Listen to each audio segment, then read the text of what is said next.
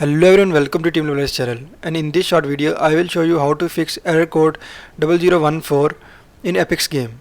So before starting video, if you are new to this channel, then hit subscribe button and let's start a video without wasting any time.